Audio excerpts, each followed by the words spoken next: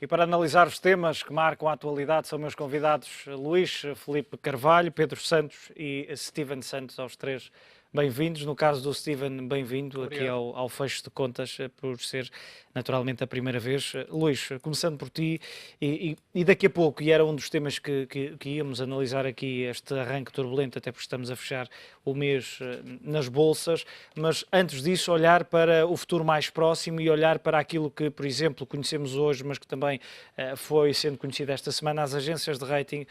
Podemos dizer Moody's, Fitch 2 vezes em 2 dias, hoje a DBRS, que é a única que mantém o rating português no investment grade, ou no nível de investimento, a ameaçar cortar rating por razões, todas elas relacionadas com o orçamento do Estado. Poderão surgir dentro em breve mais pressões, nomeadamente sobre a dívida portuguesa, apesar de, como já aqui falamos, a presença do BCE no mercado? Podem certamente, dentro de um futuro muito breve, continuar a existir as pressões que já vêm existindo há algum tempo sobre a dívida portuguesa, sobre as empresas portuguesas, sobre o Estado português, sobre a economia portuguesa. Enfim, tem havido aqui alguma crispação relativamente à apresentação deste primeiro draft de Orçamento de Estado, não só externo por parte do BCE e das entidades, enfim, dos nossos credores, não é? Mas no fundo também internamente tem havido aqui algumas questões relativamente à forma como foi feito e relativamente ao somatório dos números, mas claramente que sim, não é? Falaste há pouco e muito bem que esta agência de rating canadiana, que ainda é a única que te permite ir ao BCE fazer o desconto da dívida pública portuguesa, mas isto é só em abril, estávamos agora aqui a falar em off, e de facto é só em abril que eles poderão fazer esta revisão. Mas é uma pressão grande, se não conseguirmos chegar a acordo com Bruxelas sobre esta questão do Orçamento de Estado. E repara aqui uma coisa, não é só a questão deste Orçamento de Estado, já não há de faltar muito, lá para setembro ou outubro, vamos estar a falar já do 2017. E no meio disto tudo, vamos falar de uma outra coisa que se chama derrapagem ou não orçamental. Portanto, a execução orçamental também vai contar para a Totobola e vai ser importante no meio disto tudo. Portanto, não se avizinha um ano de 2016 fácil, em termos desta conjugação de vontades e de conseguir, de alguma forma, convencer os credores e o Banco Central Europeu de que vamos, efetivamente, cumprir com os critérios que anteriormente nos tínhamos comprometido. E, portanto, sim, vamos continuar a assistir a alguma pressão relativamente à dívida pública e sobre as empresas do PSI. Pedro, e a verdade é que se a DBRS fizer mesmo isto, que para já vai só avisando, vai obrigar automaticamente o BCE a criar aqui um regime de exceção, tal como tinha feito, por exemplo, para a Grécia. Isto para poder aceitar, pelo menos, a dívida como colateral. É verdade. E isto é grave perceber que chegámos a esta situação, não é? De facto... Ainda há poucos meses estávamos a falar de uma saída limpa e a beneficiar... Precisamente.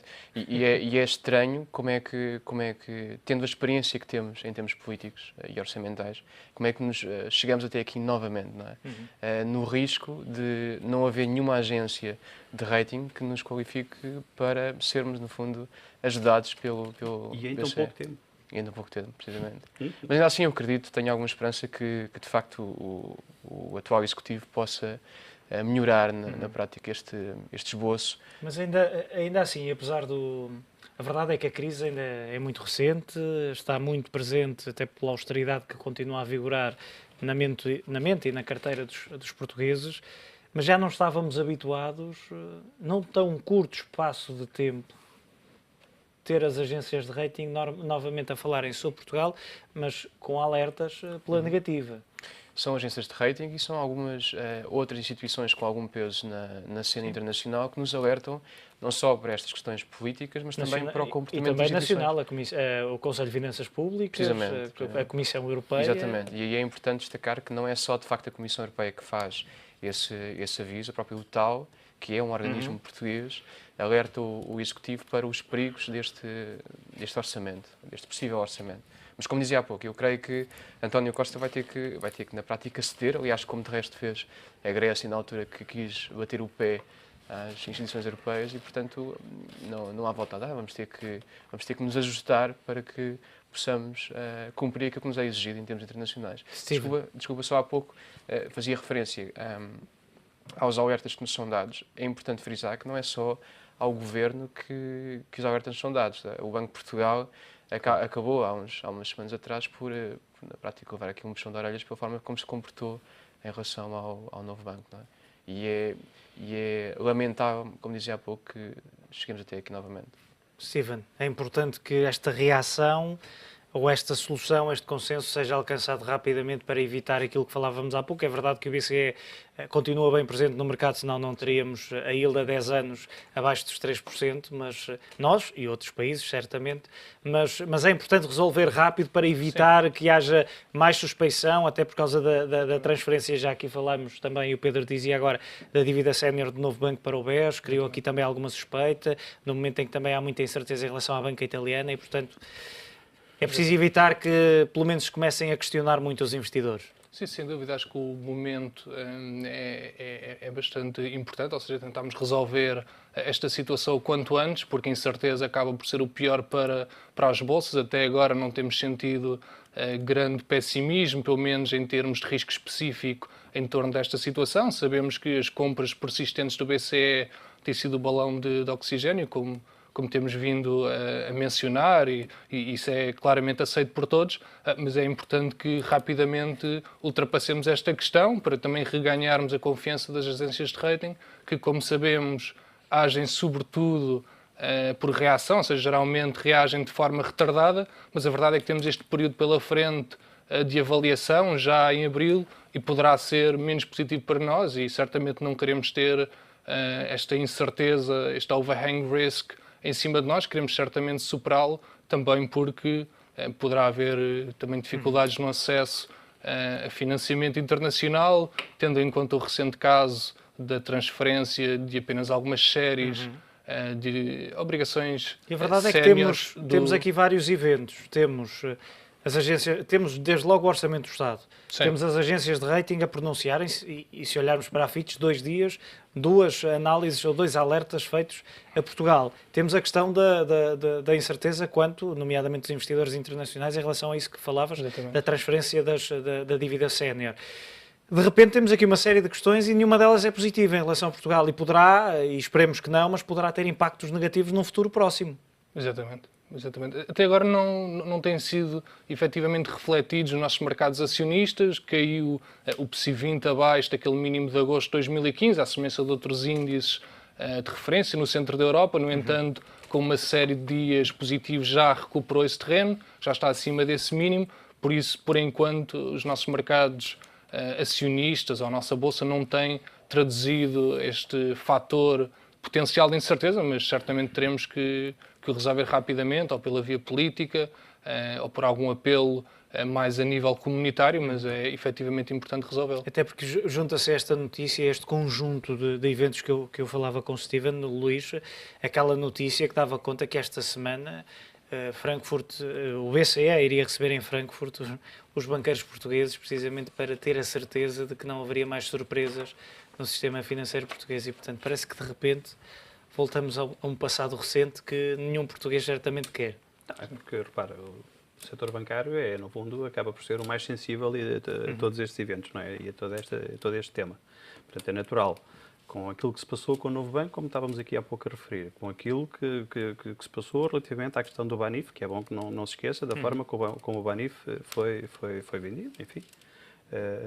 Agora, os rumores todos que se têm ouvido, estamos em perfeita época de apresentação de resultados, já fez o BPI, agora na segunda-feira o BCP, portanto é natural que o BCE esteja preocupado e que queira de alguma forma entender qual é que é a percepção dos bancos relativamente a toda esta questão que se tem vindo a colocar do orçamento, dos riscos políticos e qual é o impacto que vai ter.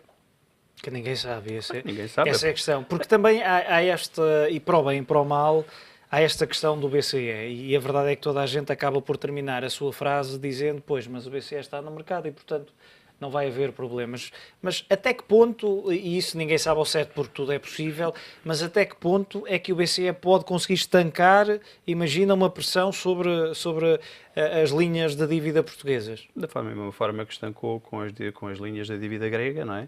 Na altura que foi a Grécia, assistimos àquilo que assistimos com a dívida grega, começou-se logo a falar insistentemente que a seguir era Portugal, lembramos todos desta conversa, não é? Periferia. A periferia, e portanto agora esta questão dos bancos italianos, que não vem de maneira nenhuma dar aqui mais conforto e mais ânimo, aliás, só vem acicatar um bocadinho mais este assunto, e foi por isso até que, penso eu, que o puxaram mais um bocadinho mais para a frente, para tentar dissolver a questão da Grécia. Não me parece que Portugal seja assim tão sistémico quanto isso. Agora, faz parte dos 19 países da zona euro, tem regras a cumprir, há acordos que foram estabelecidos e, portanto, todas estas incertezas, quer dizer, vamos lá pôr do lado de quem nos emprestou o dinheiro, não é? Claro. Emprestaram-nos o dinheiro mediante um determinado pressuposto. Agora, de repente, decidimos unilateralmente alterar as regras do jogo. Eu, se fosse criador, não ficava satisfeito. E dizia, só um momento, fazemos o quê? O dinheiro é meu, tens este prazo para me pagar nestas condições, ficaste a fazer isto, não estás a fazer. Aliás, estás a fazer justamente o contrário daquilo que me disseste que ias para fazer. No que é que ficamos? Quer dizer, eu não estaria muito satisfeito, como ninguém está. Pedro, e este arranque de ano, agora entrando concretamente no início neste primeiro mês do ano para as bolsas e concretamente para a Bolsa Portuguesa, estamos a ver o acumulado até a ação de ontem, o PSI 20 a perder 6%, Mota-Engil, isto nas maiores quedas, Mota-Engil 24%, o Altri 22,60%, o BCP 22,05%, portanto temos aqui várias ações que só este ano já entraram podemos dizer, em bear market, sendo que o PSI ainda assim corrigiu um pouco as perdas que tinha ainda há alguns dias atrás, mas este arranque também não ajudou, quer à confiança, quer, se quisermos, às expectativas dos investidores, centrando, e eu sei que vais dizer que tem sido um pouco por todo o mundo, a questão chinesa, a queda dos preços do petróleo, mas a verdade é que as expectativas nesta altura estão muito, eu não digo em baixa, mas estão muito incertas. Ninguém sabe ao certo o que é que poderá acontecer agora. Se pedires uma previsão para o primeiro trimestre deste ano, se calhar os investidores vão ficar muito reticentes. É verdade. E, de facto, como disseste bem, o PSI 20 tem uma queda de 6,30, qualquer coisa do género. Ainda assim, uma queda que é inferior à de alguns pares europeus. Até porque tinha tido o melhor desempenho entre os pares europeus em 2015. Precisamente. Entretanto, como disseste também, caiu mais até terça-feira passada, depois houve aqui alguma recuperação, teve a perder cerca de 10% desde o princípio do ano. Ainda assim, eu acho que é assinalável, apesar da confiança estar em mínimos, eu acho que é assinalável haver uma afetação tão diminuta, por comparação a outros países, outras praças, do índice PSI 20 com toda a conjuntura internacional. Quando vemos o preço do petróleo, de facto, a tocar nos mínimos que vimos, a China a cair 20%, naturalmente que são as economias mais expostas à economia chinesa que são mais afetadas, como de resto aconteceu com o DAX. Mas eu acho que é assinalável pela positiva, de facto, ainda assim, este comportamento do PSI 20. Como disseste também, isso não obstante, há aqui perdas substanciais, nomeadamente na Mota-Engil, na Altri e no BCP, que basicamente são a razão para tão elevada queda no PSI 20 desde o princípio do ano. Steven, como é que tens acompanhado este arranque, quer para a Bolsa Portuguesa, quer a nível mundial, sendo que para muitas bolsas é já dos piores arranques de sempre? Exatamente. Acaba por ser o risco sistémico a contaminar todo o mundo, quase todas as classes de ativos, não só o equity, não só as ações, mas também outras classes de ativos. Isso acaba também por gerar algumas oportunidades, porque com este risco sistémico acabamos por assistir a uma correção global. No entanto, os méritos fundamentais de cada empresa, os resultados, não terão mudado assim tanto face a 31 de dezembro, antes de iniciarmos esta queda acentuada. Por isso, alguns investidores agora até aproveitam para entrar em níveis de suporte, médio prazo, para tentar apanhar aqui um eventual ressalto que se espera que seja significativo. Dentro do nosso PSI 20 tem sido sobretudo aqueles três que o Pedro mencionou, que ir mais de 20%. Depois temos empresa um pouco em reversão à média, ou um pouco inverso do que fez em 2015, por isso está ligeiramente positivo. E depois temos a Jerónimo Martins a beneficiar de não termos tido a final de deflação na Polónia no ano que passou, e depois a envolvente regulamentar na Polónia foi mais favorável. Esperava-se que o imposto fosse maior, afinal vai ser mais baixo, e esperava-se também uma diferenciação grande entre os retalhistas polacos, sendo que a biedronca tem um peso substancial de cerca de 20%.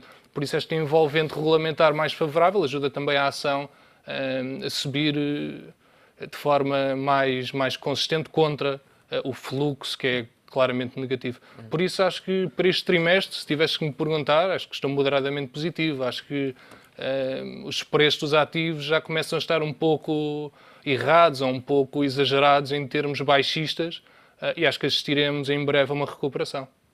Olhando para, e falávamos aqui, e tu dizias, o final, não, a verdade é que não mudou muito desde o final do ano, ou seja, desde dezembro de 2015 até ao dia de hoje, mas há quem diga, e olhando, por exemplo, para a decisão da Fed, para a reunião da Fed, há quem diga que a Fed foi pressionada no final do ano passado a subir, mesmo que de forma simbólica, as taxas de juro, mas que agora ficou assim um bocado, foi apanhada na curva, porque a verdade é que também esta semana tivemos vários governadores centrais, Mark Carney, Banco de Inglaterra, Kuroda do Banco do Japão, Mário Draghi num evento da Bolsa de Frankfurt, a dizerem que o outlook não é assim tão otimista e, portanto, o BCE até a dizer que, se for preciso, vai voltar a reforçar o quantitative easing. Também te parece que foi um pouco apanhada na curva à Fed?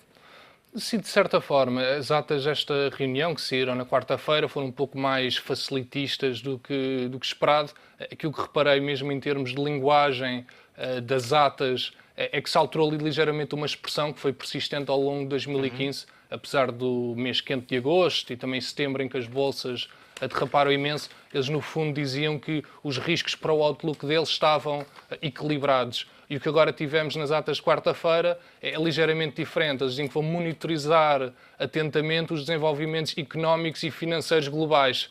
E acho que é uma questão que a Yellen e a Fed vai ter que gerir com muita cautela, é que a economia norte-americana está muito forte. Estamos próximos do pleno emprego. Mas há depois aqueles dados que também fizeram, se calhar, alguns desses analistas criticarem esta decisão de dezembro. As vendas a retalho voltaram a cair, o PMI para a manufatura. Exatamente. Há aqui alguns dados que estão a divergir desta recuperação mais forte. Exatamente. Mas eu diria que os mais importantes, o mercado imobiliário, por exemplo, se olharmos para o S&P Case-Shiller, que mede a força do imobiliário em 20 áreas metropolitanas, está a 10% abaixo dos máximos pré-crise. A inflação está diminuta, mas o crescimento salarial está acima disso. E a Yellen, o que tem que pensar é que está a fazer tightening para os Estados Unidos. Ela não está a fazer tightening para o resto do mundo.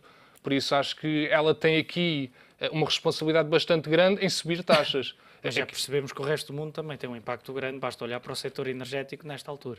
É um facto. E, efetivamente, existe uma influência adversa. Nós notamos isto mais no S&P 500, por ter uma ponderação grande, não é? Olhamos para o CAC, vemos isto, o FTSE 100, ainda mais, não é? Imensas commodities e recursos naturais.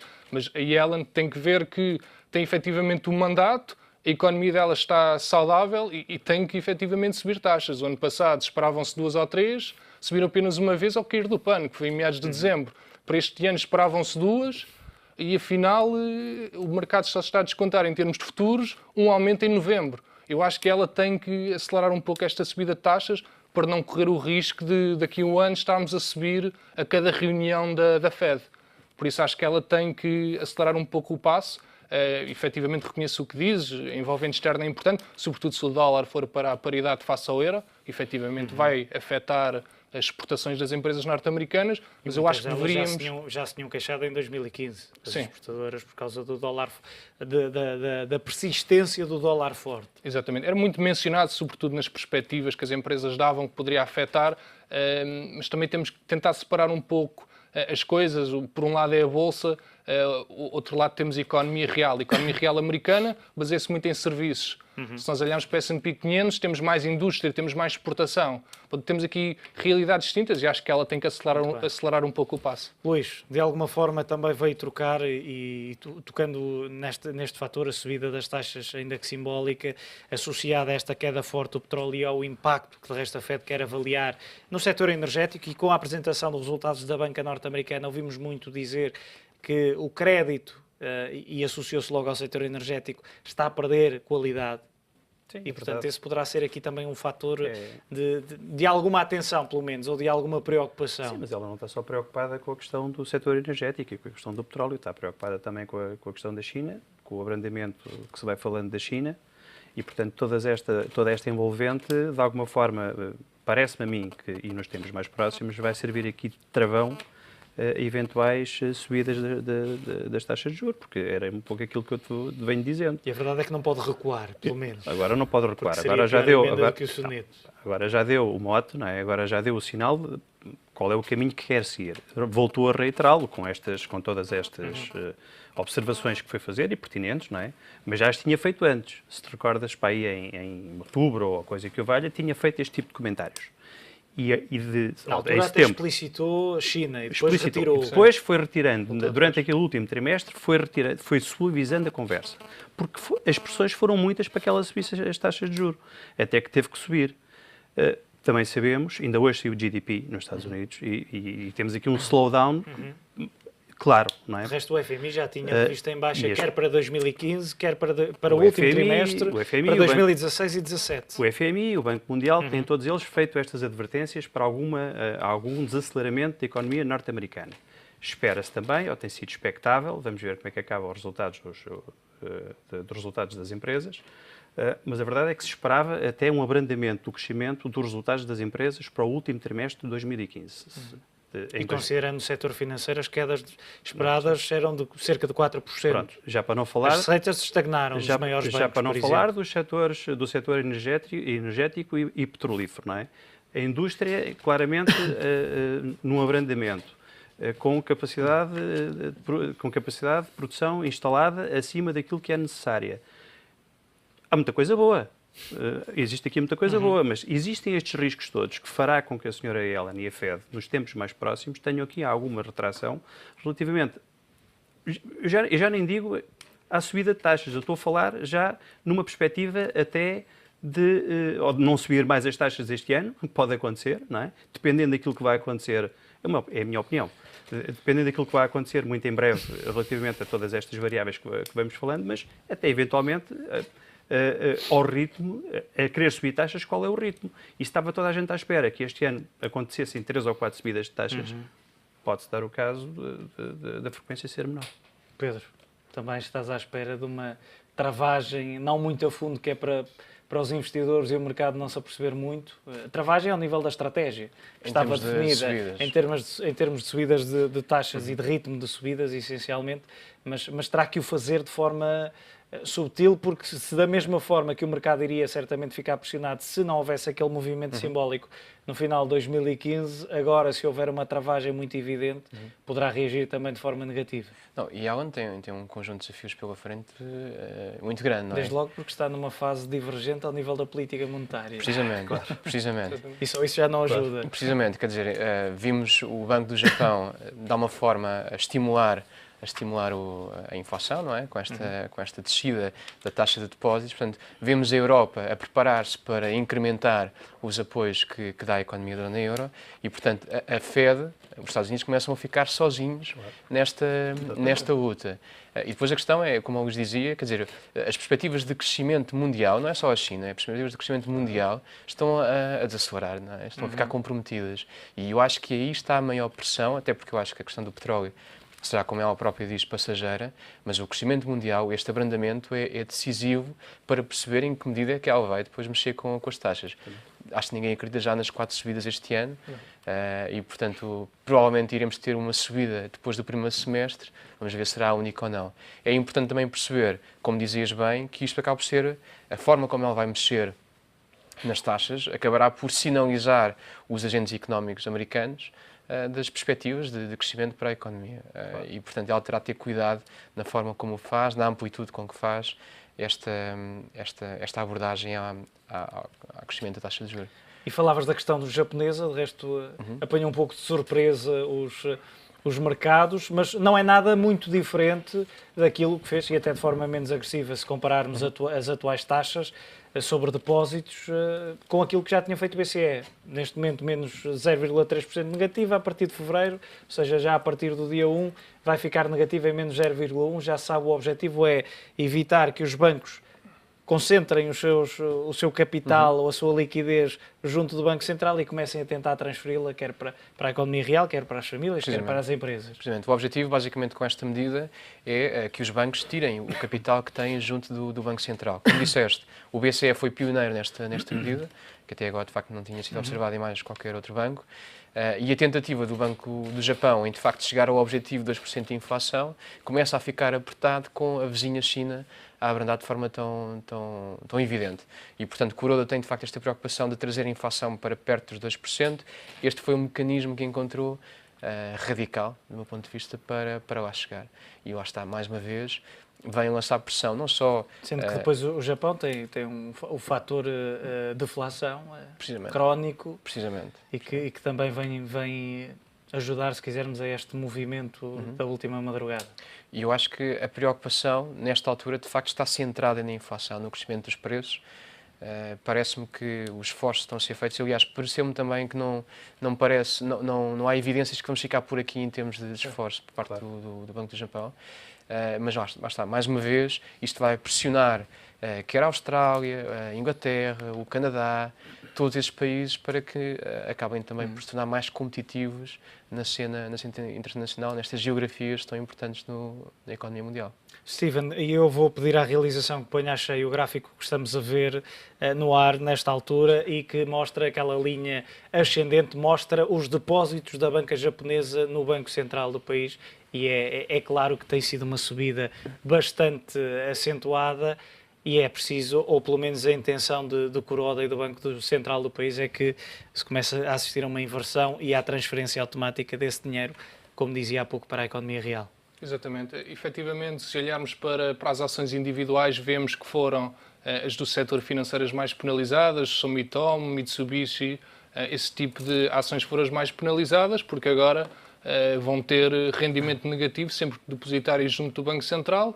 Estão a ser claramente forçadas a transmitirem para a economia, com expansão do crédito. No entanto, existe sempre o risco de os bancos, em vez de emprestarem às famílias e às empresas, investirem nos mercados financeiros. E essa era a questão que eu tinha a colocar, porque não é líquido. Exatamente. Que aconteça isto. Exatamente. Com uma taxa negativa, Exatamente. passa automaticamente para a economia real. Exatamente. Não é efetivamente certo que isto ocorra. Podem começar a correr risco de crédito, podem começar cada banco a fazer a sua própria gestão desses fundos, que agora não poderão estar parqueados no Banco Central. A mim parece-me também que houve aqui uma motivação cambial bastante forte, uma continuidade também da guerra cambial. Certamente a China não terá custado, ou se calhar o Japão tentou antecipar a China, Taiwan também não deve ter custado, Coreia do Sul, porque agora temos o Japão a baixar taxas para terreno negativo. Agora, o Japão está também a reagir à primeira quinzena deste ano, em que com a aversão extrema ao risco, os ienes receberam muitos influxos, tudo o que era safe haven, ponto ativo de refúgio, e agora esse dinheiro vai ter todo de sair de lá. Por isso, carry negativo, juros negativos e agora certamente o Kuroda conseguiu defender as suas exportadoras, efetivamente agora ganham, com o dólar-iene nos 115, estariam um pouco ameaçados, agora já disparámos para os 120, 121, as exportadoras ganham, as financeiras estão a perder, certamente irão fazê-lo, e temos aqui uma continuidade da guerra cambial, como temos visto nos últimos anos. Luís, eu vou pedir novamente à realização que coloca cheio, e temos precisamente a evolução do iene em 2016 na parte final, que é o dia de hoje. Eu até fiz um círculo a vermelho, porque temos ali uma subida a pique, que é precisamente a reação a esta medida de Kuroda. Sim, e esta medida não se fica só por esta medida. Os estímulos em termos de injeção monetária continuam aí, no sentido de tentar, de alguma forma, combater todo este assunto, porque eles têm um outro problema antes de pôr a inflação nos 2%, que é justamente o combater a deflação, que é uma coisa crónica e que tem 20 anos. E, portanto, todas estas medidas que vão sendo anunciadas pelo Banco do Japão e pelo Governo do Japão vão nesse sentido. Primeiro, combater a deflação, depois tentar puxar a inflação para cima, para os 2%, e, ao mesmo tempo, naturalmente, com todas estas medidas, o que se procura é fazer um incentivo às famílias e fazer um incentivo aos bancos para que emprestem às famílias e pôr a economia mais rotativa. Só que um parênteses, é importante também perceber que esta impressão de moeda em tantos países acaba também por pressionar a Fed para que se controle nos aumentos este ano. Isto vai ser um fator Pedro de Santos, Luís pressão. Filipe Carvalho, Steven Santos, muito obrigado pela vossa análise neste fecho de contas.